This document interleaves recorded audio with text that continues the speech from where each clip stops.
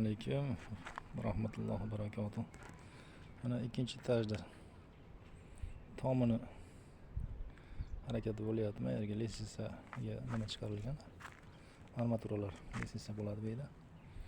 Bu yerda mana to'rt qator urib qo'ydik. Shuni ustiga nima qo'yamiz? Regel qo'yamizda. Bu yon boshini ham uramiz. Bu yon boshini uramiz. Bu yerdan chiqish bo'ladi, tomga chiqish. Mana to'rtta pilta olib qo'yganmiz 2.30 ga. Bu xonamiz 2 metr. To'rala pilta shuni ustiga qo'yiladi. Oldi 10 qator, demak 2 metr, orqa taraf 80 turibdi.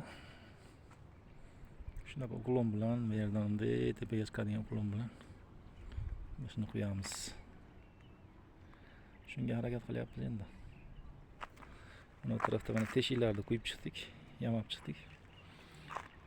Bu yerlar xudo xolasa metpesor bilan sement ko'tarishga tayyor. Xudo xolasa buni ham harakat ketyapti.